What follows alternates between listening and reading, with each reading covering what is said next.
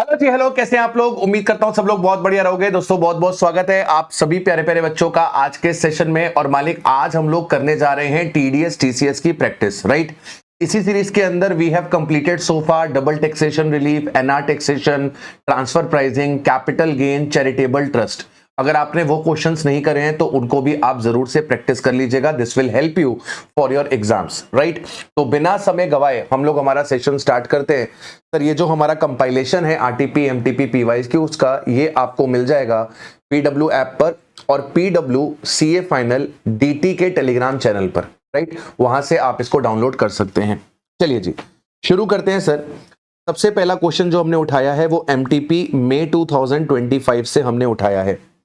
Examine the applicability of the TDS TCS and calculate the amount of TDS TCS in the following independent cases as per the provisions applicable for the assessment year 26-27. UB Click Inc. UB Click Inc. a NR company incorporated in country Y is engaged in the manufacturing of paints and has factories across the world including India. तो sir ये non resident company है लेकिन इसका India में भी factory है, ठीक है, इसका इंडिया में भी फैक्ट्री है। फिर क्या कह रहा है? कह रहा था factory in India produces the paints and sells in the Indian market. तो इंडिया की फैक्ट्री पेंट बनाती है और इंडिया में बेचती है। बहुत बढ़िया बात है सर। फिर क्या कह रहा है? इसका जो टर्नओवर है फॉर द लास्ट 3 ईयर्स हमको गिवन है। 22-23 में इट इज 200 करोड़, 23-24 में इट इज 490 करोड़ एंड 24-25 में it is 540 crore. On 1 May 25 it bought raw material. इन्होंने रॉ मटेरियल खरीदा है, इन्होंने रॉ मटेरियल खरीदा है from the Colours Private Limited a domestic company for ₹1 crore, for ₹1 crore. Colours का टर्नओवर दे रखा है 22-23 का 5 करोड़, 23-24 का 8 करोड़, 24-25 का 9 crore. India does not have DTAA with the country Y. Discuss the TDS TCS implication for this particular transaction. तो सर यहाँ पे यूबी क्लिक करके जो कंपनी है वो यहाँ पर गुड्स परचेज कर रही है। किससे? कलर्स प्राइवेट लिमिटेड से ये गुड्स परचेज कर रही है 1 करोड़ रुपए के। और ये यूबी क्लिक की इंडिया में फैक्ट्री है, इंडिया में फैक्ट्री है। तो यूबी क्लिक यहाँ पे बायर है और कलर्स प्राइवेट लिमिटेड यहाँ पे सेलर है। तो हमारे पास एक सेक्शन है, सेक्शन 194Q। वो कहता है कि अगर बायर सेलर से गुड्स खरीद रहा है साल भर में 50 लाख रुपए से ज्यादा, तो 50 लाख के ऊपर जो आपने गुड्स परचेज करे हैं उस पे 0.1% का टीडीएस कटेगा, प्रोवाइडेड बायर का पिछले साल का जो टर्नओवर होना चाहिए वो अपने पास 10 करोड़ से ज्यादा का होना चाहिए। बायर यहाँ पे यूबी क्लिक है। यूबी क्लिक का 24-25 का जो टर्नओवर है वो 540 करोड़ रुपए का है, मतलब 10 करोड़ को एक्सीड कर रहा है।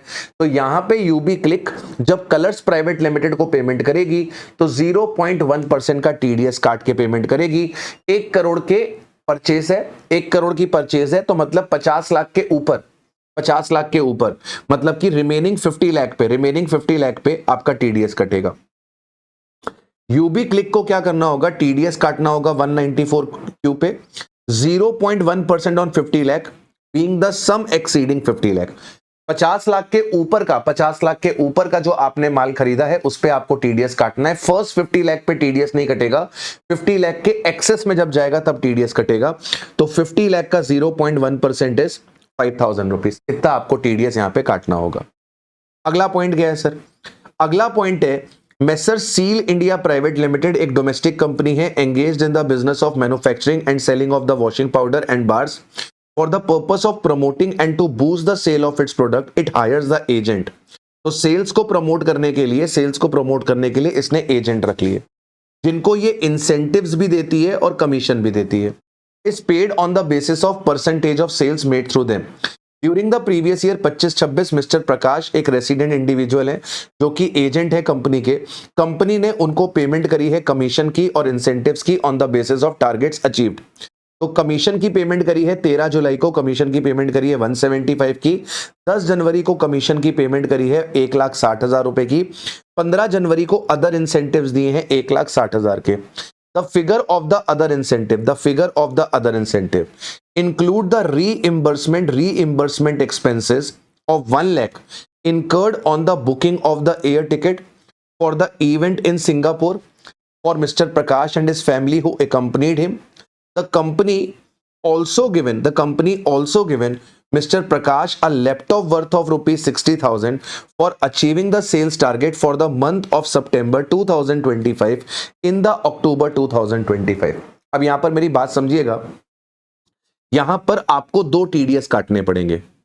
एक आपको 194H का टीडीएस काटना पड़ेगा जो आपने उसको कमीशंस वगैरह प्रोवाइड करी है, और एक आपको 194R का टीडीएस काटना पड़ेगा आपने अपने बिजनेस के चलते जो उसको पर्क्स प्रोवाइड करे हैं।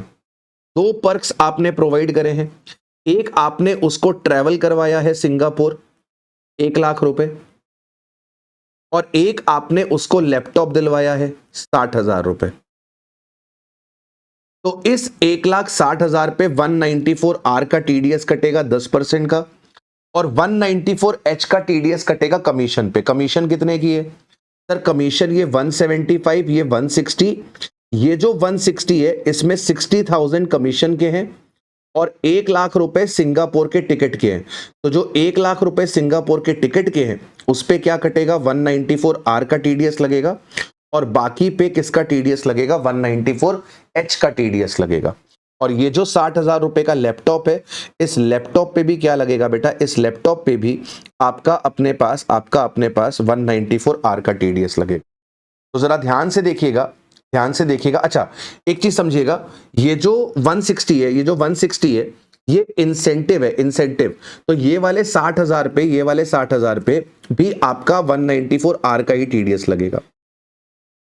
194H का जो टीडीएस लगेगा वो कमीशन पे लगेगा। कमीशन कितनी है? कमीशन है आपकी 175 और 160। कमीशन है आपकी 175 और 160, इसके ऊपर 194H का टीडीएस लगेगा। That means 175 plus 160 that is 335।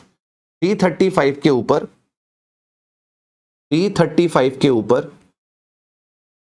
194H का टीडीएस। 194H में 2% का टीडीएस लगता है जब पेमेंट 20,000 रुपए को एक्सीड करती है। तो ये 194H का टीडीएस हो गया।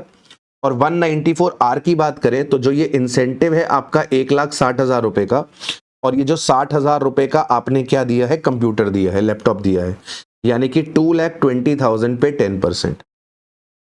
2,20,000 पे 10%। तो इसका अगर आप टोटल बनाओगे 335 का 2% दैट इज 6,700, और आपका 220 का 10%। जो इंसेंटिव दे रहे हो, incentive will fall into what? Incentive will fall into 194R। Incentive will fall into 194R। It will be considered as perk. तो 194H में टीडीएस कब लगता है? जब 20,000 रुपए से ज्यादा का आपने कमीशन दिया हो। एंड सिमिलरली 194R में भी कब लगता है सर? 194R में भी लगता है जब आप 20,000 रुपए से ज्यादा का पर्क दे रहे हो। तो 194H में 2% लगेगा, सम एक्सीडिंग 20,000, और 194R में भी लगेगा 10%, सम एक्सीडिंग 20,000। तो 194R किस पे लगेगा? 1 लाख रुपए की एयर टिकट पे लगेगा, 60,000 के इंसेंटिव पे लगेगा, और 60,000 के लैपटॉप पे लगेगा, यानी कि 22,000। और कमीशन पे कितना लगेगा? 2% ऑफ 335। ठीक है। इसके बाद तीसरा पॉइंट आता है antiquemasters.com। antiquemasters.com एक ऑनलाइन पोर्टल है that provides e-auction for the antique item like coins, antiquafts, and operates only in India. The owner lists their items on the portal and interested buyers place the bids for them on the portal itself. The portal provides the details of the buyer who make the top 3 bids. The seller chooses the buyer and intimates the portal. Portal takes the money from the buyer and transfer the amount to the seller bank account after deducting the agreed commission. The seller then delivers the item directly to the buyer's address. What will be the TDS obligation on the portal with respect to the sale amounting to 11 lakh made by Mr. Sonu, Indian resident, on the portal on 28th Feb 2026? तो basically एक online portal चल रहा है, मतलब कि ये ई commerce participant है जिसपे बायर और सेलर अपने आप को लिस्ट करते हैं। इस पोर्टल का काम क्या है सर? इस पोर्टल का काम है कि ये अपने पास क्या करता है सर? ओनर लिस्ट कर देते हैं अपना आइटम और इंटरेस्टेड बायर प्लेस करते हैं अपनी बिड्स। तो बेसिकली ये बायर एंड सेलर को मिलाने का काम करता है। बायर एंड सेलर को मिलाने का काम करता है, जिसपे ये क्या करता है सर, जिसपे ये 11 लाख रुपए बायर से कलेक्ट करता है, जिसपे ये 11 लाख रुपए बायर से कलेक्ट करता है और बाद में अपना कमीशन काट के ओनर को यानी कि सेलर को पेमेंट कर देता है। ठीक है, तो e commerce portal is collecting the payment, deducting his commission and reimbursing the remitting the remaining amount to the seller, to the owner. तो यहां पर अपने पास कौन सा सेक्शन लग जाएगा जी, यहां पर अपने पास 194O लग जाएगा। और 194O कहता है कि ई कॉमर्स पोर्टल जब ई कॉमर्स पार्टिसिपेंट को पेमेंट करेगा तो 0.1% से यहां पर क्या करेगा, टीडीएस काटेगा। तो 194O लगेगा, 0.1% से टीडीएस कटेगा 11 लाख पे, 11 लाख पे। तो 11 लाख का 0.1% विल बी 1100। ठीक है, चलिए नेक्स्ट क्वेश्चन पे चलते हैं। सितंबर 2025 में क्वेश्चन आया था। आंसर द फॉलोइंग 3 सब parts, issue involved, provision applicable, analysis and conclusion. Easy foundation एक ट्रस्ट है जो कि रजिस्टर्ड है under section 12AB, runs an educational institute. The trust is paying the rent of 30 lakhs per annum for the building occupied by it. Trust rent pay कर रही है साल का 30 लाख रुपए for the building occupied by it, लेकिन trust ने उस पे टीडीएस नहीं काटा on such rent under the relevant provisions of the income tax act. The ITO TDS has issued a notice to show cause as to why trust should not be treated as assessee in default for the tax deductible and the interest should not B imposed. For such default, the income of the trust is being exempt whether the ITO TDS was justified in issuing the said show cause notice। तो issue involve क्या है sir, issue involve है कि जो अपना charitable trust है, जो अपना चैरिटेबल ट्रस्ट है, क्या उसे रेंट पे टीडीएस काटना चाहिए था कि नहीं काटना चाहिए था, और उसे असेसी इन डिफॉल्ट माना जाए कि ना माना जाए। तो कह रहा है the issue under the consideration is whether a trust being exempt can be treated as assessee in default for not deducting the TDS and levy of the interest for such default।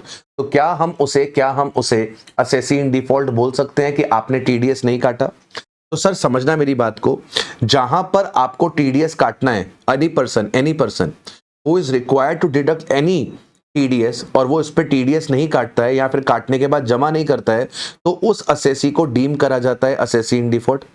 Unless the payee has paid the such tax on such income at the time of furnishing the return of income under section 139। तो जैसे मैं pair हूं, आप पेई हो, मैंने अगर आपका टीडीएस नहीं काटा तो मुझे असेसी इन डिफॉल्ट माना जाएगा, लेकिन आप अपनी रिटर्न फाइल कर देते हो, गवर्नमेंट को टैक्सेस का पैसा दे देते हो, तो ऐसे केस में मुझे असेसी इन डिफॉल्ट नहीं माना जाएगा। तो यहां पर क्लियरली वर्ड यूज किया गया है एनी पर्सन, यानी कि जो चैरिटेबल ट्रस्ट है वो भी यहां पर एग्जेम्प्ट नहीं है, चैरिटेबल ट्रस्ट को भी टीडीएस काटना होगा, और अगर वो टीडीएस नहीं काटेगी तो चैरिटेबल ट्रस्ट को भी असेसी इन डिफॉल्ट माना जाएगा। ठीक है, अब सर रेंट पे टीडीएस कौन से सेक्शन पे कटता है? सर रेंट पे टीडीएस कटता है सेक्शन 194I पे।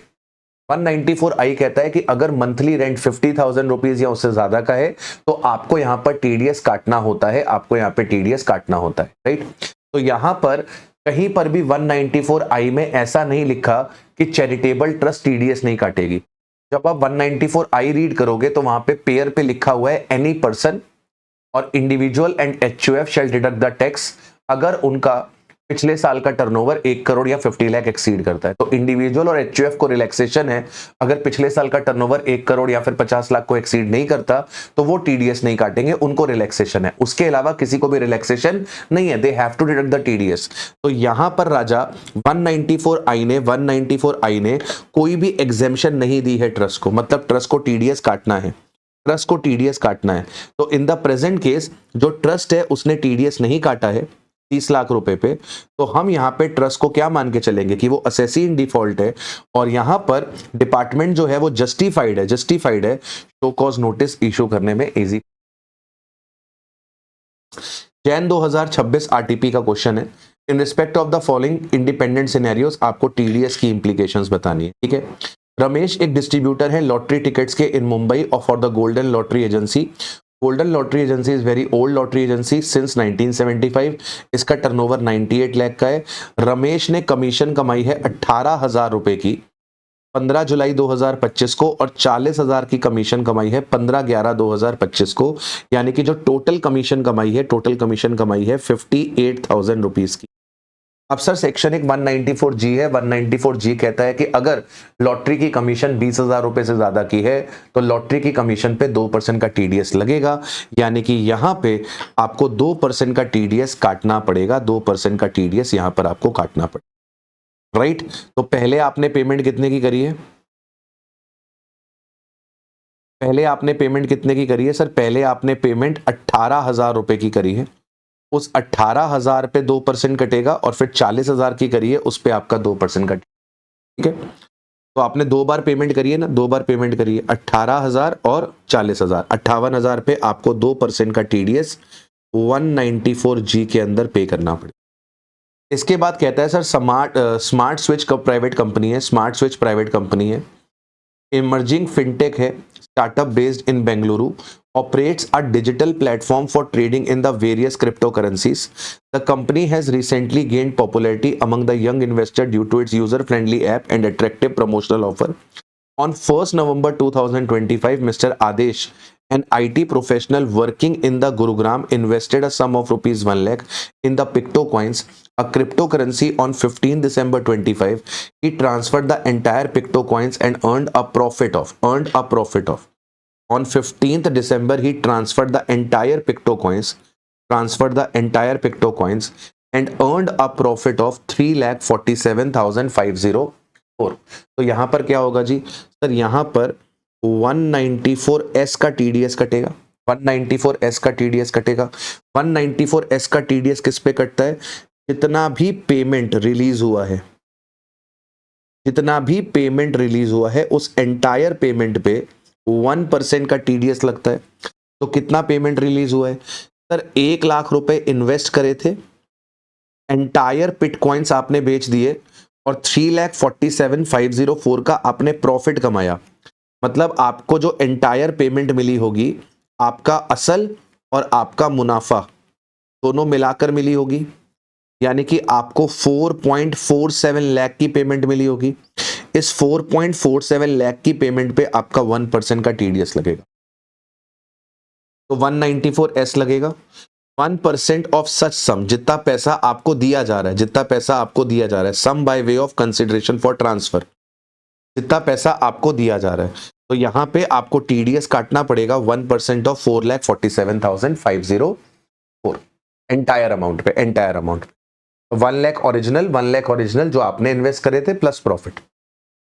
अगला question, question number 4। XYZ Limited was incorporated on 1st April 2025 for trading the goods. Its turnover for the previous year 25-26 is 14.5 crore. अच्छा सर, ये जो XYZ Limited है, XYZ Limited है, इसका इनकॉर्पोरेशन हुआ है 1/4/2025 को। मतलब ये कंपनी एग्जिस्टेंस में ही कब आई है, ये कंपनी एग्जिस्टेंस में 25-26 में आई है। During the previous year, it purchased the goods from White Ride, the details of which are as follows. इसने गुड्स परचेज करे 32, 31, 18, तो 63 प्लस 10 73, 73 प्लस 8, इसने 81 लाख रुपीस के गुड्स परचेज करे। The above date represent the date of credit to the account of Messrs White Ride. Payment is made after 1 month. Messrs White Ride का turnover बताया गया है 24-25 का 11 करोड़ और 25-26 का 9.7 करोड़। सर यहाँ पे बायर कौन है सर, बायर है XYZ, XYZ बायर है, और वाइट राइड कौन है सर, वाइट राइड यहाँ पे सेलर है। तो सेक्शन 194Q क्या कहता है, 194Q कहता है कि अगर आप ऐसे बायर हो जिसका पिछले साल का टर्नओवर 10 करोड़ रुपए एक्सीड करता है, तो करंट ईयर में जब आप 50 लाख रुपए से ज्यादा के गुड्स खरीदते हो तो 50 लाख के बियॉन्ड आप 0.1% का टीडीएस काटोगे। अब सर XYZ लिमिटेड तो इनकॉर्पोरेट ही 25-26 में हुई है, तो दैट मींस इसका 24-25 में जो टर्नओवर रहा होगा वो जीरो रहा होगा। मतलब यहां पर 194Q लग ही नहीं सकता। क्यों नहीं लग सकता, क्योंकि सर बायर का जो टर्नओवर है प्रीसीडिंग ईयर का वो 10 करोड़ एक्सीड नहीं कर रहा। आपका 194Q तभी लगता है जब बायर का टर्नओवर अपने पास 10 करोड़ को एक्सीड करे, ठीक है। सेलर के टर्नओवर से हमें कोई मतलब नहीं है, सेलर का टर्नओवर क्या है इससे हमें कोई मतलब नहीं है। तो यहां पर वो क्या बोल रहा है, it would not qualify as a buyer for the purpose of 194Q। क्यों नहीं है, क्योंकि सर ये इनकॉर्पोरेट ही 25-26 में हुई है। तो इसका 24-25 का टर्नओवर ही जीरो है, तो यहां पे सेक्शन 194 क्यों लगेगा ही नहीं, लगेगा ही नहीं, लगेगा ही नहीं। बात समझा क्या? करंट ईयर का टर्नओवर कितना उससे मतलब नहीं होता है, प्रीसीडिंग ईयर का टर्नओवर देखा जाए। इसके बाद क्या है, मिस्टर एपी एक रेसिडेंट इंडियन है, ई कॉमर्स पार्टिसिपेंट है, सेल करते हैं गुड्स 52 लाख रुपीस के। E commerce website High Sale से मिस्टर एपी ने अपना पैन और Aadhaar number e commerce operator को नहीं दिया, तो सर सेक्शन 194 ओ कहता है, 194 ओ कहता है कि आपको टीडीएस काटना होता है 0.1% का। लेकिन अगर पार्टिसिपेंट ने अपना पैन या फिर अपना आधार यहां पर नहीं दिया, तो आपको जो टीडीएस काटना होता है वो टीडीएस आपको काटना होता है 5%। फिर आपको टीडीएस किस रेट से काटना होता है, फिर आपको टीडीएस काटना होता है 5% से। तो यहां पर एपी ने अपना पैन और आधार नंबर नहीं दिया, तो इस 52 लाख पे आपको 5% का टीडीएस काटना पड़ेगा। तो ये देखिए 52 लाख पे 5% का टीडीएस आपका लगा हुआ। इसके बाद अगला क्वेश्चन आता है, क्वेश्चन नंबर 5। ये बढ़िया क्वेश्चन है, ये अपने पास बढ़िया क्वेश्चन है। क्या कह रहा है, एलिमेंट ट्रेवल एक ट्रेवल एजेंट है, engage in the sale of air ticket of Airgo and Airjet airlines, it earns a standard commission of 5% as well as supplementary commission. तो एलएमएन एक ट्रेवल एजेंट है, ये स्टैंडर्ड कमीशन कमाता है airline company से और supplementary commission भी कमाता है एयरलाइन कमीशन। एयरगो और एयरजेट ने 194H का टीडीएस काटा है स्टैंडर्ड कमीशन पे, जो कि फिक्स परसेंटेज से पे करी जाती है, designated by the International Airport Transport Association IATA। However, इन्होंने TDS नहीं काटा है सप्लीमेंट्री कमीशन पे, और सप्लीमेंट्री कमीशन क्या है, सप्लीमेंट्री कमीशन है additional amount Element Travel charges over and above the net fare quoted by the Airgo and Airjet and retained by Element Travel as its own income. तो Element Travel क्या करता है, ticket के ऊपर पैसा charge कर लेता है। तो जैसे एयरलाइन ने टिकट कोट करी है लेट से 4500 की, तो एलिमेंट ट्रेवल 4600 रुपीज चार्ज कर लेता है, 100 रुपए एक्स्ट्रा चार्ज कर लेता है, 100 रुपए एक्स्ट्रा चार्ज करता है, charges over and above the net fair, charges over and above the net fair. तो 4500 रुपए की एयरलाइन की टिकट है, 100 रुपए ये एक्स्ट्रा चार्ज करता है और ये उसको अपनी ओन इनकम की तरह रखता है। और इसी को क्या बोला गया है सर, इसी को सप्लीमेंट्री कमीशन बोला गया है।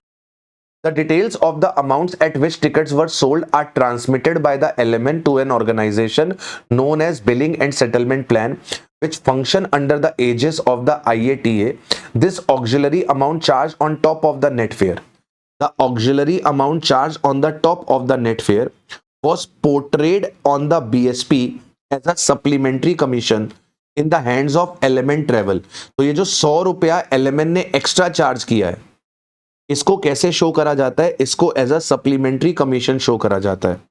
और कह रहा है कि जो कॉन्ट्रैक्ट है, the contract between the element and the airline stated that all the monies received by the element were held as the property of the air carrier। कह रहा है जितना भी पैसा एलिमेंट को मिलता है वो सारा का सारा पैसा मान के रखा जाता है कि ये कैरियर का है। मतलब 4500 की टिकट 4600 में बेची, 100 रुपए एडिशनल चार्ज किए, लेकिन पूरे 4600 किसके माने जाते हैं, एयरलाइन कंपनी के माने जाते हैं। मतलब ऐसा माना जाता है कि जो 4600 रुपया 4600 एलिमेंट ने कलेक्ट किया है वो पूरा का पूरा प्रॉपर्टी किसका है, एलिमेंट का है। until they were recorded on the billing and settlement plan and properly gauge। तो जब तक सेटलमेंट नहीं होता तब तक वो पूरा का पूरा 4600 किसका ट्रीट किया जाएगा, एयरलाइन कंपनी का ट्रीट किया जाएगा।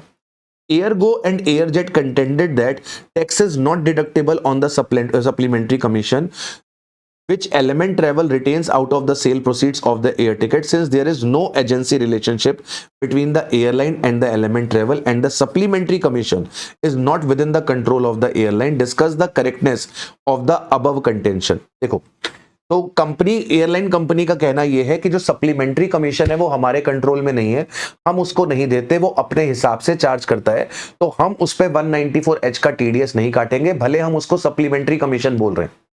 4500 रुपीज एयरलाइन की टिकट का प्राइस है, एलएमएन ने 4600 चार्ज किया, 100 रुपए एक्स्ट्रा चार्ज किया। दैट 100 रुपए extra is not paid by the airline company to the LMN. Airline company वो 100 रुपया एलएमएन को नहीं दे रही, एयरलाइन कंपनी तो वो 4500 रुपीज की जो एयर टिकट है उस पर एक फिक्स कमीशन देती है। फिक्स कमीशन पे तो 194H का टीडीएस काटेगी, लेकिन 4500 के ऊपर जो पैसा एलएमएन ने चार्ज किया है that is a supplementary commission. Supplementary commission पे एयरलाइन कंपनी कह रही है हमारा कंट्रोल ही नहीं है, हम दे ही नहीं रहे, तो हम इस पे टीडीएस नहीं काटेंगे।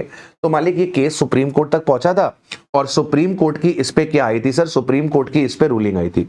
तो रूलिंग आपके लिए उतनी इंपॉर्टेंट नहीं है कि रूलिंग मतलब ये मतलब सुप्रीम कोर्ट का केस आपके लिए उतना इंपॉर्टेंट नहीं है, सुप्रीम कोर्ट का ये केस आपके लिए उतना इंपॉर्टेंट नहीं है, मतलब नाम आप याद मत रखना, नाम आप याद मत रखना, लेकिन जो रूलिंग है उनकी, जो डिसीजन है उनका, वो आप अपने दिमाग में रखना। तो यहां पर the issue came up before the supreme court in Singapore airlines limited, ALM royal Dutch airlines versus CIT British Airways. ठीक है, तो सिंगापुर एयरलाइंस का केस था with the supreme court, with the supreme court. अब जरा ध्यान से सुनिएगा, सेक्शन 194H जो है वो डिस्टिंग्विश नहीं करता between the direct and indirect payment. मतलब जो पैसा एयरलाइन कंपनी डायरेक्टली दे रही है और जो एजेंट इनडायरेक्टली कमा रहा है, कोई फर्क नहीं है। मतलब पैसा डायरेक्टली मिले एजेंट को या पैसा इनडायरेक्टली मिले एजेंट को, दोनों ही कमीशन का पार्ट होती हैं। Both standard and the supplementary commission fall with in the meaning of the commission. इसके बाद कह रहा है कि every action taken by the travel agent is on behalf of the air carrier and the services they provide is with the express prior authorization। LMN जो भी काम कर रहा है वो on behalf of airline company कर रहा है, जो भी एक्शन एलएमएन ले रहा है वो on the basis of authorisation ले रहा है। एयरलाइन कंपनी जब ऑथराइज करती है तभी एलएमएन उस पर एक्ट करता है। Accretion of the supplementary commission to the travel agent was an accessory to the actual principal agency relationship। तो जो supplementary commission आपको मिल रही है, जो supplementary commission आपको मिल रही है, that supplementary commission is a income which is accrued because of principal and agent relationship, principal and agent relationship। इसके बाद कहता है the contract definitively stated that all the monies received by the agent were held as the property of the air carrier until they were recorded on the billing and settlement plan and properly gauged। The billing and settlement plan demarcated supplementary commission under a separate heading। तो billing and settlement plan ने वो 100 रुपए को कैसे दिखाया है, as a supplementary commission दिखाया है, मतलब कि वो कमीशन ही है। तो भाई साहब आपको इस कमीशन के ऊपर भी टीडीएस काटना पड़ेगा। इन शॉर्ट आपको जो दिमाग में रखना है कि सर स्टैंडर्ड कमीशन हो चाहे सप्लीमेंट्री कमीशन हो, ये दोनों किसका पार्ट होती है, ये दोनों कमीशन का पार्ट होती है। प्रिंसिपल कमीशन डायरेक्टली पे करे एजेंट को, इनडायरेक्टली पे करे एजेंट को, कोई फर्क नहीं पड़ता। Once the principal agent relationship have been established, once the principal agent relationship have been established, तो जो भी इनकम एजेंट कमा रहा है that is will be from principal itself, वो प्रिंसिपल ही एजेंट को दे रहा है और उसके ऊपर 194H का जो टीडीएस है राजा बेटा वो लग जाएगा। इसके बाद ये क्वेश्चन नंबर 6 आता है, ये भी आपका बढ़िया क्वेश्चन है। ये आपसे क्या कह रहा है, ABC telecom limited has entered into an agreement with the various distributor to sell its prepaid product. ठीक है, एक टेलीकॉम कंपनी है, वो क्या कर रही है, डिस्ट्रीब्यूटर्स के साथ एग्रीमेंट में गई है जहां पर वो प्रीपेड प्रोडक्ट्स बेचेंगे, बेसिकली वाउचर्स बेचेंगे। According to the agreement the distributor purchases the prepaid product at a discounted price from the ABC telecom limited. क्या बोल रहा है, कह रहा है कि एग्रीमेंट के हिसाब से डिस्ट्रीब्यूटर परचेज करता है prepaid product at a discounted price from the ABC telecom. तो वो ये वाउचर डिस्काउंटेड प्राइस पे खरीद लेता है, जो प्रीपेड प्रोडक्ट है वो डिस्काउंटेड प्राइस पे क्या करता है, परचेज कर लेता है। फिर कह रहा है जो डिस्ट्रीब्यूटर है वो free to sell these products है at any price below the printed price. Distributor इसे किसी भी भाव पे बेच सकता है, at a price below the printed price. तो जैसे मान लो वाउचर पे प्रिंटेड प्राइस है, जैसे मान लो वाउचर पे प्रिंटेड प्राइस है लेट से 100 रुपए, तो यहां पे टेलीकॉम वाला डिस्ट्रीब्यूटर को लेट से ये वाउचर देता है लेट से 60 रुपीज में। तो डिस्ट्रीब्यूटर आगे रिटेलर को ये कितने में भी बेच सकता है, 70 में भी दे सकता है, 80 में भी दे सकता है, 90 में भी दे सकता है, 95 पे भी दे सकता है। मतलब 100 रुपए से कम कितने भी भाव पे डिस्ट्रीब्यूटर आगे रिटेलर को दे सकता है। तो distributor makes a profit based on the margin between the purchase price and the sale price.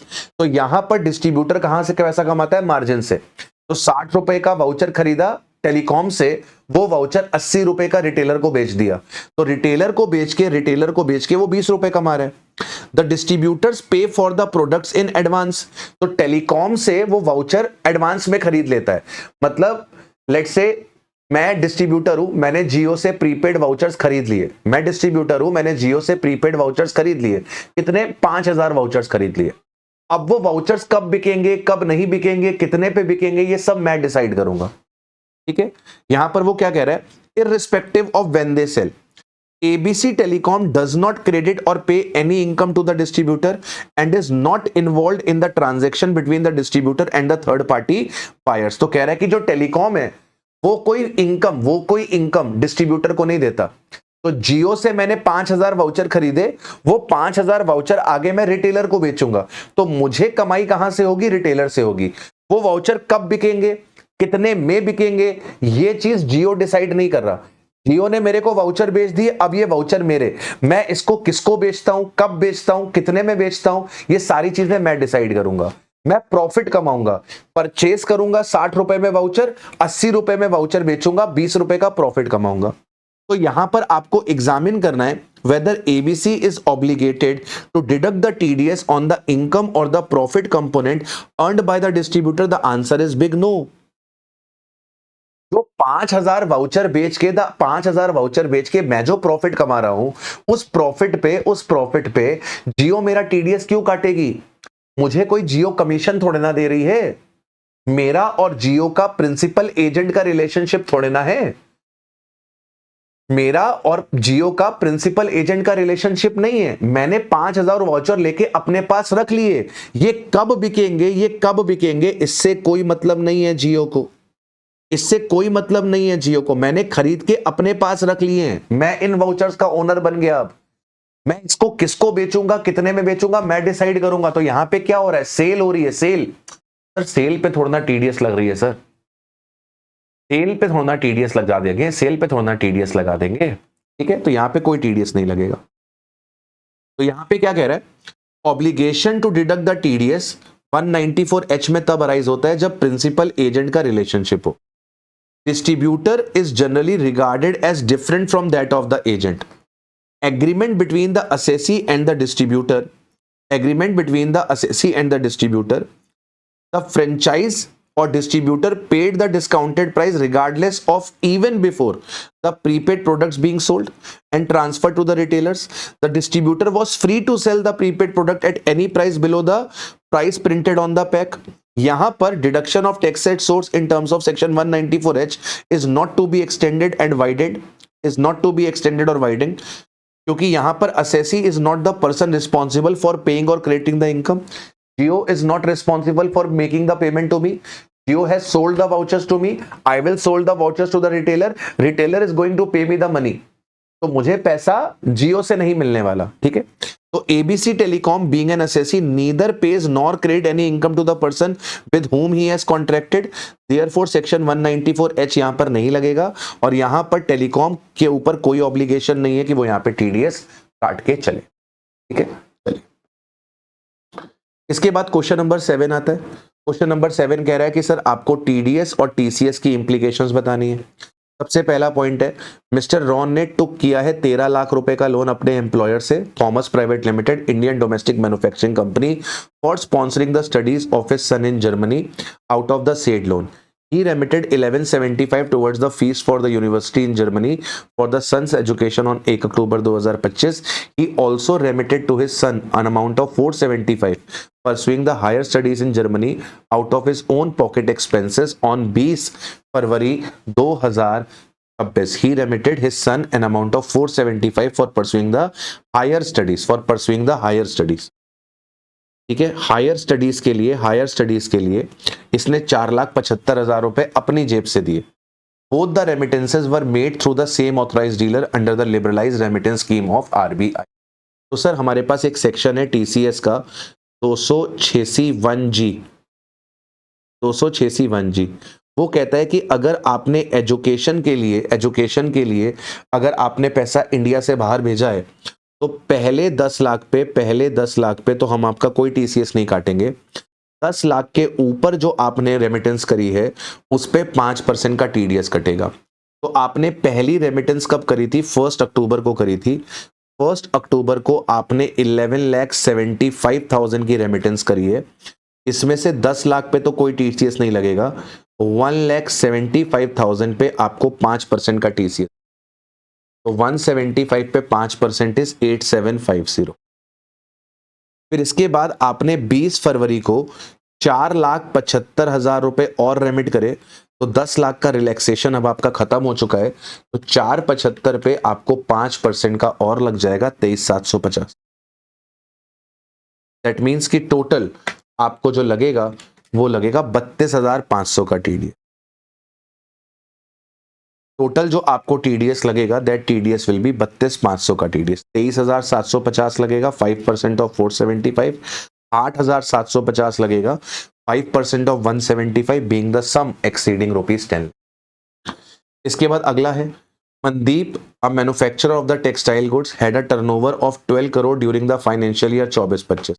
पिछले साल इनका टर्नओवर 12 करोड़ का था और इनके बुक्स ऑफ अकाउंट्स का ऑडिट भी होता है। ठीक है। इन्होंने परचेज किया है residential house for his personal use for ₹5 crore from mister Amit. इन्होंने घर खरीदा है, परचेज ऑफ इमूवेबल प्रॉपर्टी। तो 194IA 194IA कहता है कि 50 लाख रुपए से ज्यादा का अगर आप घर खरीद रहे हो तो यहाँ पे आपको 1% का आपको टीडीएस काटना है। इसके बाद कह रहा है कि इसने क्या करा है, 12% का कमीशन भी दिया है पंकज को फॉर इफेक्टिंग द डील। तो कमीशन आपने दिया है तो कमीशन पे 194H का टीडीएस लगेगा। तो दो टीडीएस लगेंगे, एक 194IA का लगेगा, 194IA 1% लगेगा। 1% किसका लगेगा? 5 करोड़ का। 1% किसका लगेगा? 5 करोड़ का। 5 करोड़ में खरीदी है। इसके बाद आपने 12% की कमीशन दी है। कमीशन कितनी दी है आपने? 60 लाख रुपए। इस 60 लाख रुपए की कमीशन पे 194H का 2% का टीडीएस लग जाएगा। तो 2% का टीडीएस कितना आ जाएगा? 120 आ जाएगा। इसके बाद कहता है registrar general of honourable high court of Delhi has made a FD of 100 lakh with a nationalized bank out of the money deposited by the litigants on the directions of the court. Is section 194A is applicable in respect of interest on the FD made in the name of registrar of the General of High Court. तो कह रहा है the expression pay under section 194A would mean the recipient of income whose account is maintained by the person by paying the interest. The Registrar General is neither the recipient of the amount credited to his account nor to the interest accruing thereon. Therefore, he cannot be considered as payee for the purpose of section 194A. In the absence of the payee, the machinery provision for deduction of tax to his credit are ineffective. Interest on FDR made in the name of Registrar General of Court would thus not be subjected to TDS under section 194A. क्योंकि यहाँ पे जो litigants हैं उनके नाम पर FD करी गई है, उनके बिहाफ पर करी गई है। ठीक है। तो यहाँ पे आपने जो एफडी करी है 100 करोड़ की, वो out of the money deposited by the litigants on the direction of the court. ठीक है। तो यहाँ पे आप registrar general of high court को रिसिपिएंट नहीं मानोगे, registrar general of high court को रिसिपिएंट नहीं मानोगे, उसको पे नहीं मानोगे और उसका टीडीएस आप यहाँ पर डिडक्ट नहीं करोगे। क्वेश्चन नंबर 8 पे चलिए। Examine the obligation of TDS TCS in the following cases keeping in view the provisions of the Income Tax Act applicable for the assessment year 26-27. Mr. A and Mrs. A jointly purchased a fully built up and ready to move flat at Lucknow from XYZ Builders for ₹86 lakh. In addition, they have paid 4 lakh for the 2-car parking space. They also paid one-time generator cost 2.5 lakh, swimming pool का cost 1.5 lakh to the XYZ builder. Stamp duty value is ₹75 lakh. Mr. and Mrs. A each paid 47 to the builder for effecting the sales deed. तो sir अपने पास जो section 194IA है वो अपने पास क्या कहता है, वो अपने पास कहता है कंसिडरेशन या एसडीवी, दोनों में जो भी आपका हायर होगा उसका आपका 1% टीडीएस कटेगा। और जब हम कंसिडरेशन की बात करते हैं तो कंसिडरेशन के अंदर कोई भी जो आपने इमूवेबल प्रॉपर्टी से रिलेटेड पैसा दिया है वो सब इंक्लूड हो जाता है। तो आपने जो ये 4 लाख रुपए दिए हैं फॉर द पार्किंग स्पेस, ये भी इंक्लूड हो जाएंगे। जो आपने 2.5 लाख रुपए जनरेटर के लिए दिए ये भी इंक्लूड हो जाएंगे। और जो 1.5 लाख रुपए आपने पे करे हैं अपने पास स्विमिंग पूल के, वो भी इंक्लूड हो जाएंगे। मतलब 4, 2.5, 6.5, 6.5 और 1.5, 8। आपने 8 लाख रुपए और दिए, 86 लाख रुपीस फ्लैट के लिए दिए और 8 लाख रुपए फैसिलिटीज के लिए दिए। तो आपका जो कंसिडरेशन है दैट कंसिडरेशन इज 94 और आपकी जो एसडीवी है दैट एसडीवी इज 75 लाख। दोनों में हायर क्या है सर? दोनों में आपका हायर है 94 लाख। अब सर यहां पर दो बायर्स हैं, एक बायर मिस्टर ए है और एक बायर मिसेस ए है, जॉइंटली ये प्रॉपर्टी खरीद रहे हैं और दोनों 47 लाख का पेमेंट कर रहे हैं ईच। तो क्या यहाँ पे टीडीएस कटेगा? क्योंकि जो पेमेंट हो रही है वो तो 50 लाख के नीचे हो रही है। तो सरकार कहती है फर्क नहीं पड़ता, अगर जॉइंट ओनर्स हैं और टोटल कंसिडरेशन अगर 50 लाख को एक्सीड कर रहा है तो यहाँ पे टीडीएस लगेगा। तो यहां पर क्या होगा सर? इस 94 लाख पे 1% का टीडीएस लगेगा। 94 लाख पे 1% का टीडीएस लगेगा, यानी कि 94,000 में 47,000 कौन काटेगा? ए काटेगा। और 47,000 कौन काटेगा? मिसेस ए काटेंगे। तो दोनों 47,000 ईच का यहां पर क्या करेंगे? टीडीएस काट के चल। ठीक है, तो यहां पर आपका 1% ऑन 94 लाख और 1% of 47 lakh by Mr A और बाय मिसेस ए, क्योंकि जो कंसिडरेशन है वो 94 लाख हायर देन एसडीवी। ठीक है, अच्छा अगला पॉइंट क्या निकल कर आ रहा है? Gross salary received by Mr Pankaj aged 42 year during the financial year 25-26 से 37,50,000। This is gross salary. Gross salary मतलब स्टैंडर्ड डिडक्शन से पहले की सैलरी। हाउस प्रॉपर्टी में इन्होंने लॉस डिक्लेयर करा है 2 लाख रुपए का इन respect of self occupied property. इनके पास 60,000 रुपए का इंटरेस्ट आ रहा है एफडीआर पे, 42 ईयर्स के, with the state bank of India, in respect of which TDS was deducted at the applicable rate by the bank, जिस पे टीडीएस कट चुका है एप्लीकेबल रेट, तो 10% का टीडीएस कट चुका होगा। मिस्टर पंकज ने परचेज करा है 32 लाख रुपीस का मोटर कार 1/12/2025 को पर्सनल यूज पे, जिस पे टीसीएस कट चुका है। मिस्टर पंकज ने सबमिट कर दी है रिलेवेंट इंफॉर्मेशन अपने एम्प्लॉयर को। He has also intimated that he want to exercise the option to choose the default regime for the financial year. Default regime लेना चाहते हैं, तो डिफॉल्ट regime लेना चाहते हैं तो इस 37,50,000 में 75,000 का स्टैंडर्ड डिडक्शन मिलेगा। 37,50 में 75 का स्टैंडर्ड डिडक्शन मिलेगा, यानी कि आपके पास 36,75,000 रुपीज सैलरी इनकम आ जाएगी। डिफॉल्ट रिजीम में सेल्फ ऑक्यूपाइड प्रॉपर्टी जो होती है उसमें लॉस नहीं आ सकता, अलाउड नहीं होता। तो ये 2 लाख का लॉस आपको अलाउड नहीं होगा। 60,000 रुपए की आपकी एफडी की इनकम है, तो अदर सोर्स में आपकी 60,000 की इनकम आ गई और कुछ आपके पास है नहीं, तो आपके पास 3675 प्लस 60, आपकी जो ग्रॉस टोटल इनकम आ गई वो आ गई 37,35,000। डिफॉल्ट रिजीम में आपको टैक्स निकालना है, तो पहले 4 लाख पे 0, फिर अगले 4 लाख पे 5%, अगले 4 लाख पे 10%, अगले 4 लाख पे 15%, इस तरीके से आपको सॉल्व करना है। तो आप जब टैक्स निकालोगे 37,35,000 पे स्लैब रेट के हिसाब से, तो वो 7,500,000 आएगा, 4% का सेस लग जाएगा, 728,520 की आपकी टैक्स लायबिलिटी आ जाएगी। अब जितना आपका टीडीएस और टीसीएस कटा है उसे आप माइनस कर दो। टीडीएस किस पे कटा है? एफडी पे कटा है 194A, 50,000 से ज्यादा का ब्याज आया है, 10% का टीडीएस कटा होगा। ठीक है, गाड़ी खरीदी है 10 लाख रुपए से ज्यादा की, तो 286 1F में 1% का टीसीएस कटा होगा, 32 लाख का 1%, 32,000। तो जो आपका टीडीएस और टीसीएस कटा है वो माइनस कर दीजिए, तो आपका 728,520 में से 38,520 रुपए माइनस हो जाएगा, 690,520 बचेगा, 690,520 बचेगा। ये आपका टैक्स पेबल है, और इसी का टीडीएस कटेगा। इसी को 12 से डिवाइड कर दिया जाएगा।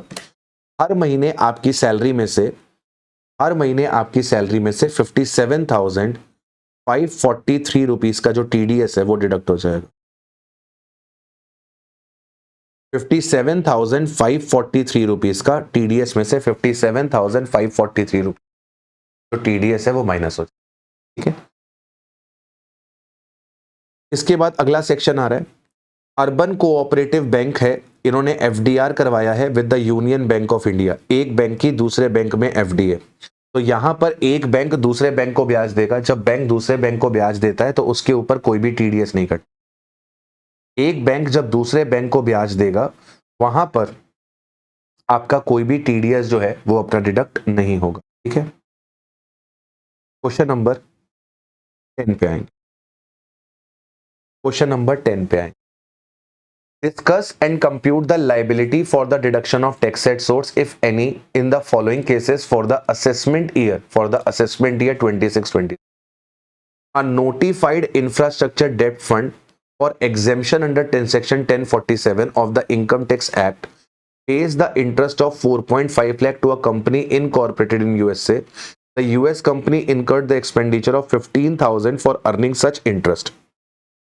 सर आपके इन एक्सपेंसेस से हमें कोई मतलब नहीं है।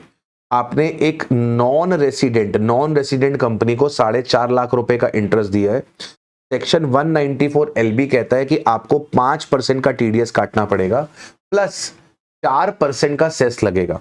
तो आपने 4.5 लाख रुपए का वो दिया है ब्याज, तो 194 LB पे 4.5 लाख रुपए पे 5% जो भी आएगा प्लस 4% का सेस, इतना आपको TDS काटना है।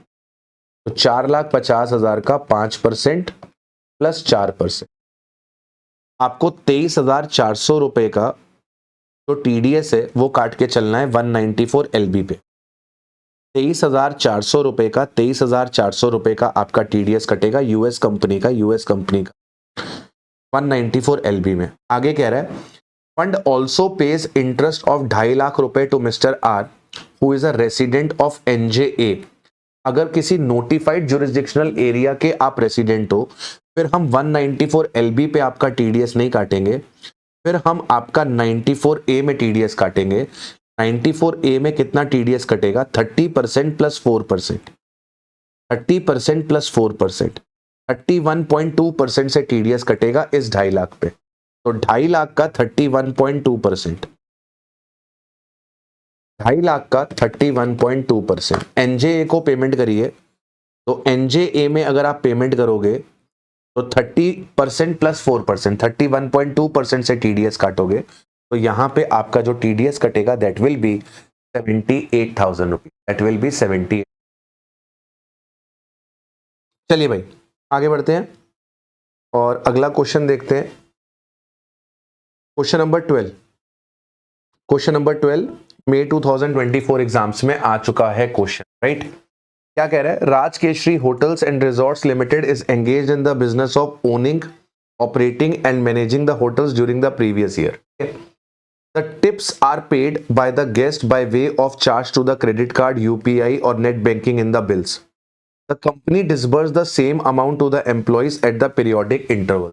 तो होटल्स में गेस्ट आते हैं, गेस्ट जब होटल की पेमेंट करते हैं तो वहां पर जो अपने पास वेटर होते हैं या जो हेल्प करते हैं, जो हेल्पर्स होते हैं होटल में, जो सर्वर्स होते हैं, जो आपको जो आपका लगेज होता है वो आपके रूम तक पहुंचा देते हैं, रूम को क्लीन कर देते हैं, फूड सर्व कर देते हैं। तो यहां पर हो रहा है सर, वहां पर उन लोगों को टिप दी जाती है। तो जैसे होटल का बिल आया लेट से 5,000 रुपए, तो 5,000 में 200 रुपए टिप के ऐड करके दे दिए जाते हैं। और कंपनी क्या करती है? कंपनी पीरियोडिक इंटरवल पे अपने एम्प्लॉय को वो टिप का पैसा क्या करती है? डिसबर्स करती है। Explain with reason whether the company is responsible for deducting the tax at source from the disbursement of the tips to the employee. The tips का जो पैसा है वो कंपनी एम्प्लॉयज को नहीं दे रही, टिप जो है वो कस्टमर दे के जाता है। कंपनी एम्प्लॉय को केवल सैलरी दे रही है तो वो उस सैलरी पे TDS काटने के लिए लायबल है, लेकिन जो टिप का पैसा है उस टिप के पैसे पे कंपनी लायबल नहीं है। In respect of tips collected by the company from the guest and distributed to the employee, the person responsible for paying the employee was not the employer at all but a third person, namely the guest. The payment of collected tips included paid by way of cards, UPI, net banking would not be the payment by or on behalf of the employer. वो tip का पैसा employer नहीं दे रहा, employer तो merely collect कर रहा है. पे कौन कर रहा है? पे कर रहा है guest. The contract of employment not being the proximate cause of the receipt of the tips. Such payments would be outside the scope of section 15 and 17. 15 and 17 salary के section. No employer-employee relationship between the customer and the employees of Raj Keshri hotels. Therefore, such payments do not fall in the nature of salary. On account of such tips received from the guest and not from the employer, section 192 would not get attracted at all in the hands of the Raj Keshri hotels. Thus, the company is not responsible for deducting the tax at source from the disbursement of the tips to its employees. ठीक है. इसके बाद अगला point है sir, Lalit an individual जिसका total sales in the business previous year ended 31 March was 1.5 crore, मतलब पिछले साल का टर्नओवर 1.5 करोड़ है. Opted to compute income under section 44 AD, he paid a 5 lakh by check on 1st Feb 2026 to a contractor for the construction of his factory building. ठीक है, तो आपने contractor को कंस्ट्रक्शन के लिए 5 लाख रुपए का पेमेंट किया. तो सेक्शन 194C कहता है कि अगर आप एक इंडिविजुअल हो और आपका पिछले साल का टर्नओवर 1 करोड़ एक्सीड कर रहा है, तो आप जब पेमेंट करोगे कॉन्ट्रैक्ट की, तो आपको उसमें से टीडीएस काटना होगा. अगर आप पेमेंट किसी इंडिविजुअल को कर रहे हो, यहाँ पे इंडिविजुअल को पेमेंट हो रही है, तो आपको 1% का टीडीएस काटना है. अदर देन इंडिविजुअल को पेमेंट हो रही है तो 2% का टीडीएस काटना है. तो यहाँ पर आपको 1% का टीडीएस काटना पड़ेगा. No amount was created earlier to the account of the contractor in the books of Lalit. इससे पहले हमने कॉन्ट्रैक्टर को कोई पेमेंट नहीं करी, ये 5 लाख रुपए की पहली पेमेंट है. Turnover of the Lalit during the previous year 25-26 is 95 lakh. तो करंट ईयर में आपका क्या टर्नओवर है फर्क नहीं पड़ता, क्योंकि पिछले साल का टर्नओवर 1 करोड़ को एक्सीड कर रहा है, तो यहाँ पे 194C अट्रैक्ट हो जाएगा. He also pays a monthly rent starting from 1st April 25 to 31st March 26, 16,000 per month for the office premises to Mr. Hemant, the owner of the building. Besides, he also pays a service charge of 5,500 per month to Hemant towards the use of furniture, fixture and the vacant land upper tenant there too. तो यहाँ पर आप जो land और building का rent दे रहे हो, वो रेंट आप दे रहे हो 21,500 रुपए पर मंथ, जो कि 50,000 रुपए से कम है. तो अगर 50,000 से कम है तो 194I के प्रोविजंस यहाँ पर नहीं लगेंगे और इस 5 लाख पे 194C के प्रोविजंस लगेंगे. तो ललित को 194C में टीडीएस काटना पड़ेगा. ठीक है, और जो 194I रेंट का है वो यहाँ पर एप्लीकेबल नहीं होगा. क्यों एप्लीकेबल नहीं होगा? क्योंकि 50,000 रुपए से ज्यादा का रेंट नहीं है. 50,000 रुपए से ज्यादा का रेंट नहीं है. इसके बाद क्वेश्चन नंबर 13 देखते हैं. मई 2024 में पूछा गया था. Assessee has taken a engine on lease under N agreement with a foreign company. Assessee ने इंजन लीज पे लिया है फॉरेन कंपनी से, tax resident of the Germany, जिसका कोई भी परमानेंट एस्टेब्लिशमेंट इंडिया में नहीं है. Foreign company also does not have pan in India, उसके पास इंडिया का पैन भी नहीं है. असेसी कंपनी ने डिडक्ट किया है TDS at the rate of 10% on the lease rental as per the provisions of DTAA between the India and the Germany. However, the revenue contended that in the absence of furnishing of the PAN, the assessee was under an obligation to deduct the tax at a higher rate of 20%. वो कह रहा है कि उसने pan furnish नहीं करा तो आपको वहां पे 20% का टीडीएस काटना चाहिए था, following the provisions of section 206AA. In the light of the supreme court ruling discuss whether the contention of the revenue is correct और नॉट. देखो सिंपल सी बात है, अगर हमारे पास किसी कंट्री के साथ DTAA है तो प्रोविजंस ऑफ DTAA और the provisions of income tax which ever is favourable वो एप्लीकेबल होते हैं. तो DTAA के प्रोविजंस कह रहे हैं कि 10% का टीडीएस कटना चाहिए, जबकि इनकम टैक्स एक्ट कहता है कि अगर आपने पैन फर्निश नहीं किया तो आपका 20% का टीडीएस कटेगा. तो सेक्शन 206AA यहाँ पर एप्लीकेबल नहीं हो पाएगा, DTAA यहाँ पर एप्लीकेबल होगा. DTAA में लिखा है कि 10% का टीडीएस लगना चाहिए, तो वही यहाँ पे लगेगा. तो यहाँ पर वो क्या बोल रहा है, section 90 provides that the provision of DTA would be override the provisions of the act where the provisions of DTA are more beneficial to the assessee. Even the charging section 4 and 5 which deal with the principle of ascertainment of total income are also subordinate to the principle of section 90. Thus, in so far as the applicability of the scope with respect to the impunged payment made to the non-resident content, no fault can be found with the rate of taxation invoked by the assessee based on the DTAA, which prescribe for the beneficial rate of taxation. Provisions of tax withholding (TDS) Section 195 would apply only to the sums which are otherwise chargeable to tax under the Act. The provision of DTAA along with Section 4, 5, 9, 90 and 91 are relevant while applying the provisions of the tax reduction at source. Therefore, Section 206AA of the Act cannot be understood to override Section 4 and 5 of the Act. Accordingly, the contention of the revenue is not correct, is not. इसके बाद अगला question देखते हैं sir. ये वही वाला question है जो मैंने आपको वो प्रीपेड इंस्ट्रूमेंट्स वाला कराया था ना क्वेश्चन, कि मैं जियो से वाउचर्स खरीद रहा हूं और आगे दे रहा हूं, ये वही वाला क्वेश्चन, ठीक है। इसके बाद आप अगले क्वेश्चन पे आ जाइए। नवंबर 2024 वाले क्वेश्चन पे आ जाइए, question number 17। Discuss the relevant provisions of the Income Tax Act 1961 with respect to the collection and deduction of tax in the following situation. Mister भवन एक इंडिविजुअल है जिन्होंने अर्बन लैंड परचेज किया है which was compulsorily acquired by the Maharashtra state government on 10 April 22। Compensation जो आपका fix करा गया है वो 490 फिक्स करा गया है विच वॉज पेड टू भवन ऑन 10 अप्रैल 25।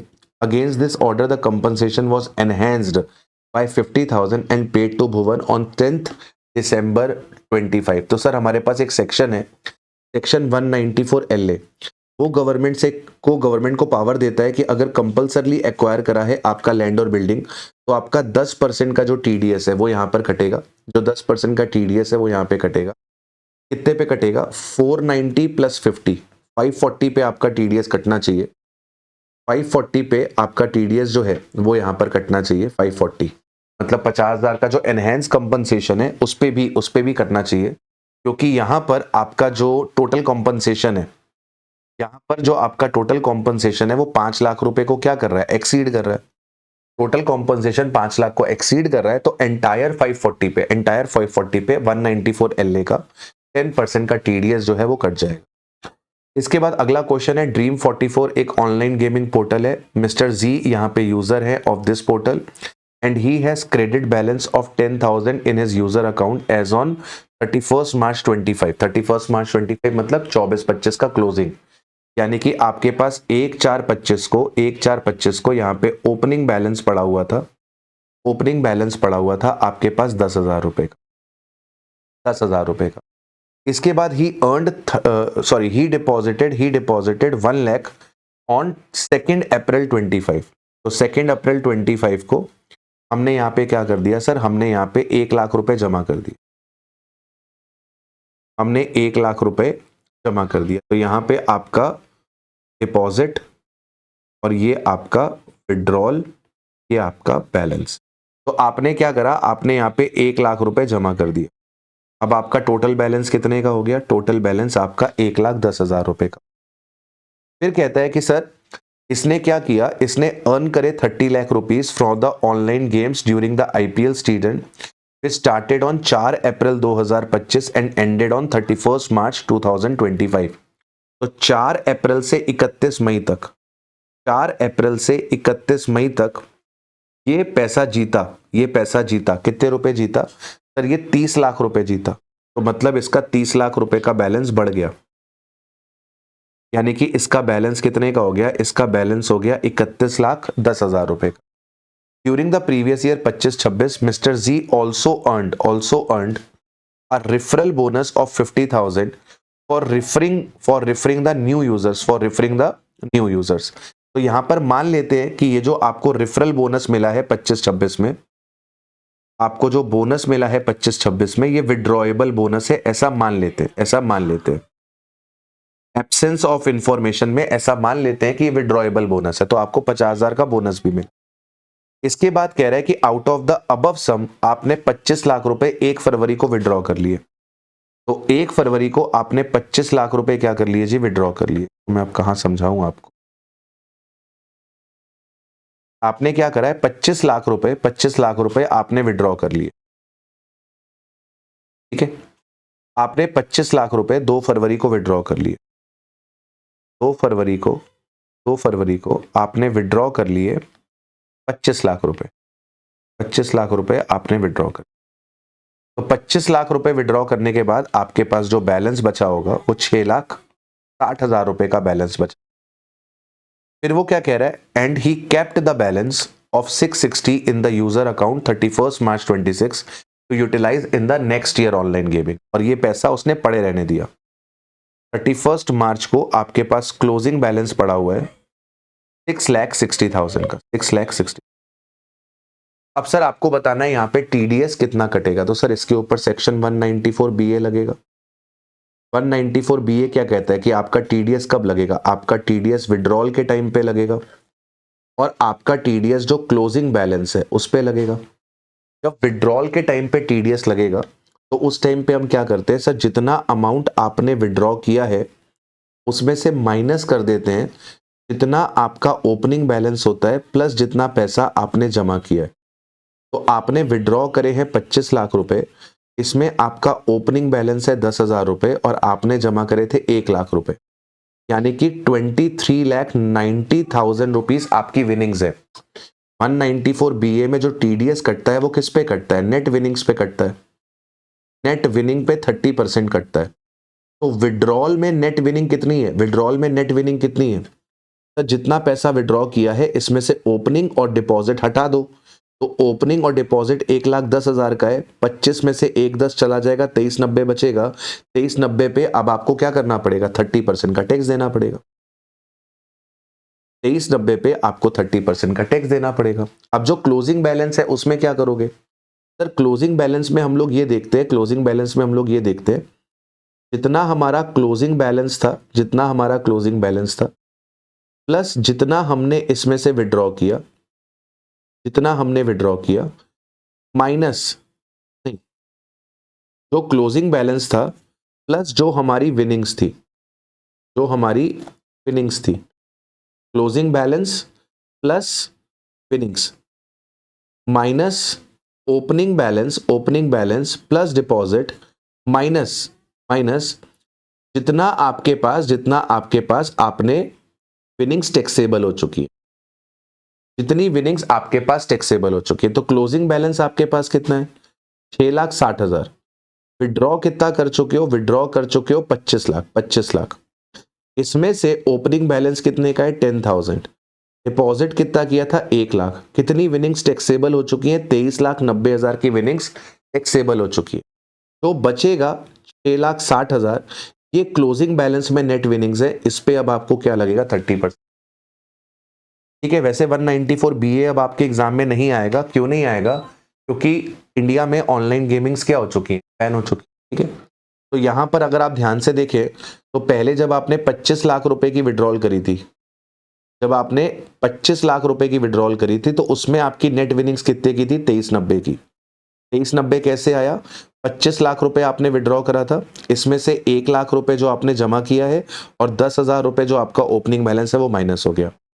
फिर हमने नेट विनिंग्स कैलकुलेट करी at the end of the financial year. ये कैसे कैलकुलेट करी सर, जितना पैसा आपने विड्रॉ करा है प्लस जितना क्लोजिंग बैलेंस में पड़ा हुआ है माइनस जितना आपने जमा किया था माइनस जितना आपके पास ओपनिंग था माइनस जितने पे टैक्स लग चुका है, यानी कि 660। तो इस पे आपका 194 बीए में टीडीएस कट जाएगा। इसके बाद आता है सर टीसीएस। टीसीएस में गिने चुने सेक्शन है, छोटा सा पॉइंट है, जल्दी से हो जाएगा। मिस्टर कुणाल एक एम्प्लॉई है वर्टेक्स इंजीनियरिंग के। इन्होंने अवेल किया है 14 लाख रुपए का लोन अपने एम्प्लॉयर से to fund his son higher education in Germany. Out of the total loan amount of 12-15 was remitted to the German university. He also remitted 698 for pursuing the higher education. Same ऐसा question अभी हमने थोड़ी देर पहले किया था कि 10 लाख पे आपने 12-15 भेजा है ना, 12-15 भेजा है तो 12-15 में से पहले 10 लाख पे कोई टीडीएस नहीं लगेगा, 2-15 पे 5% लगेगा और फिर 698 भेजा है, 698 पे 5% लगेगा। तो यहाँ पे 2-15 पे 5% लगेगा और जो फिर 698 है, 698 पे 5%। ठीक है जी। इसके बाद अगला आता है mister Rajat took a loan of 12 lakh रुपए from his employer Indian domestic. ये फिर से सेम क्वेश्चन है, देखो आरटीपी में सेम क्वेश्चन है, एक ही क्वेश्चन बार बार आ रहा है। इसके बाद ये अगला क्वेश्चन देखो, question number 20। Question number 20. In respect of the following independent cases, you are required to discuss the provision of TDS, TCS and the amount of tax deductible for the year ended.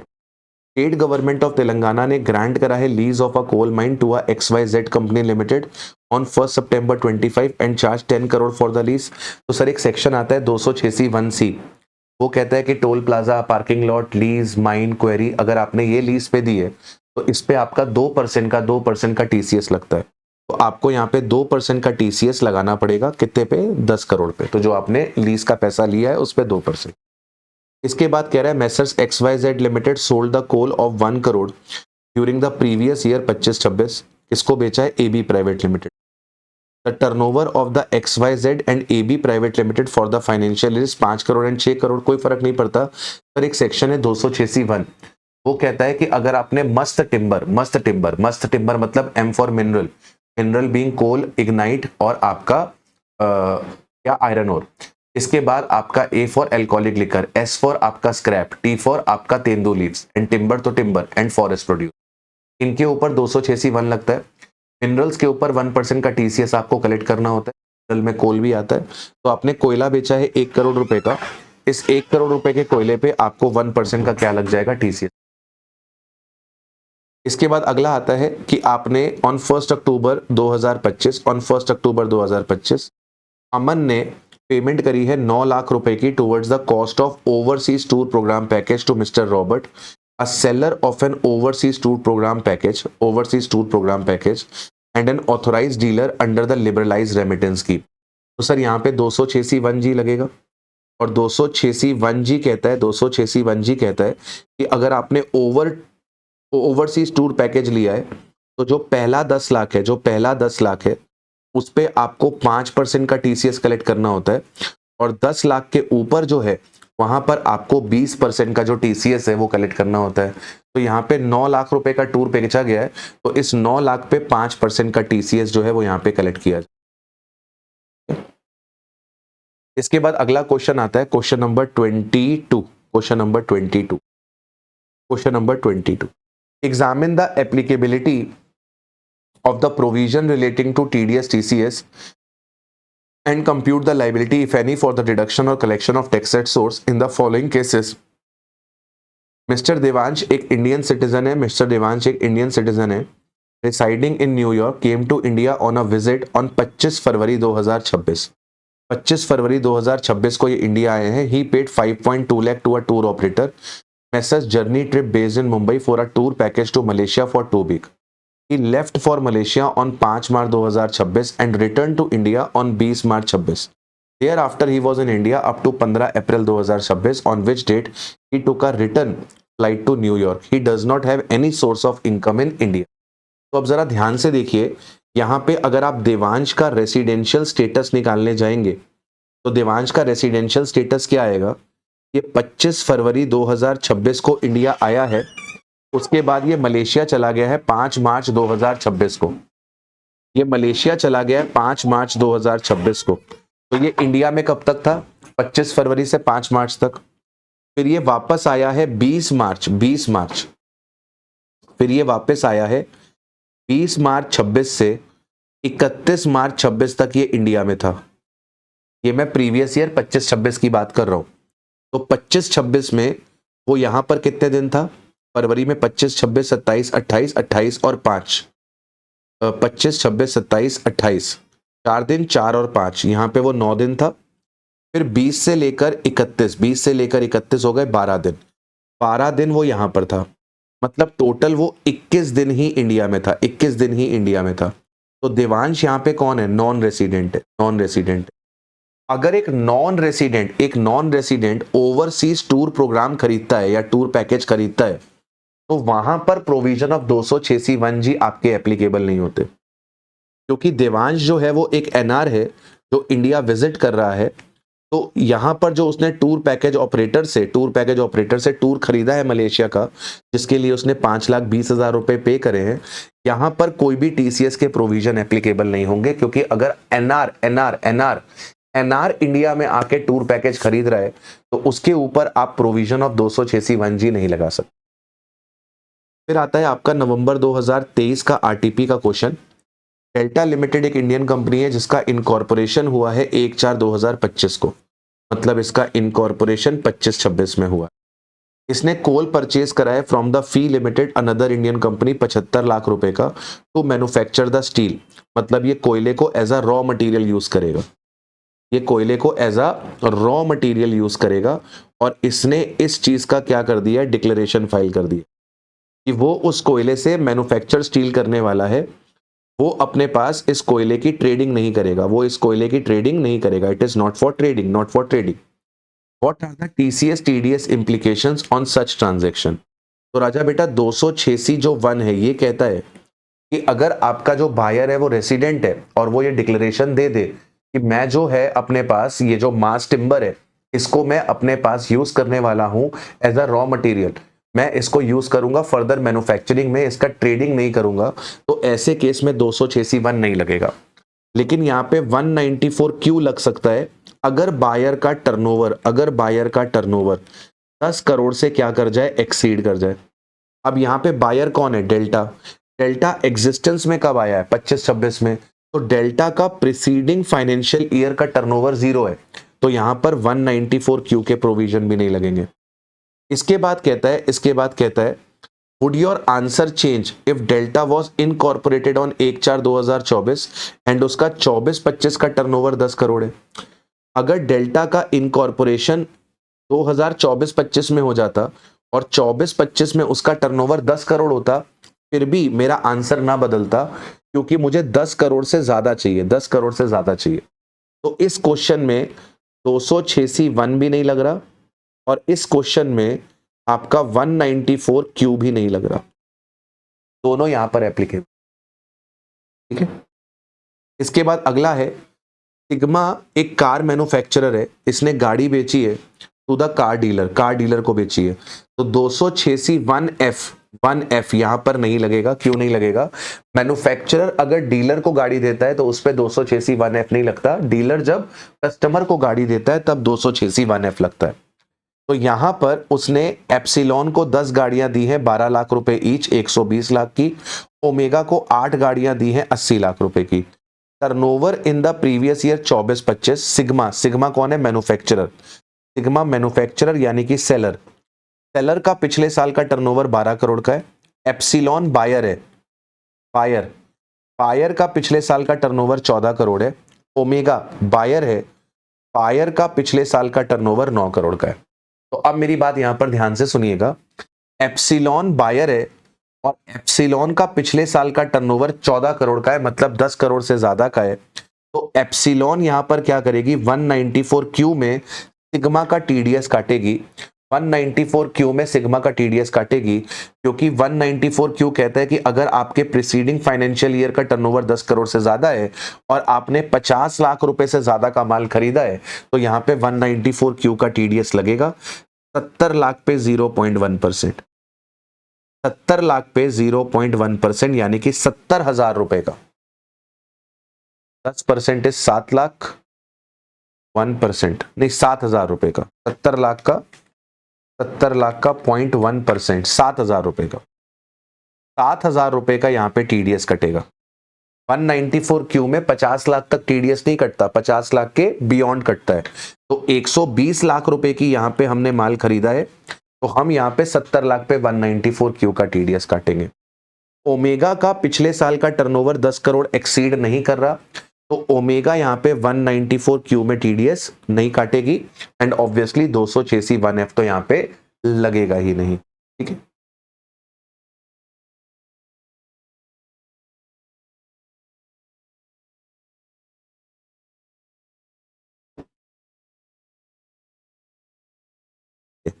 बाकी questions ना एक बार आप देखिएगा, mainly जो आपके exam में questions आते हैं that are related to TDS and almost सभी तरीके के जो क्वेश्चंस हैं वो मैंने आपको यहाँ पर जो है अपने पास करवा दिए हैं, राइट। तो एक बार आप अपने पास इसको गो थ्रू करेंगे, right. See you guys in the next class, till then take care of yourself, bye to all, have a nice.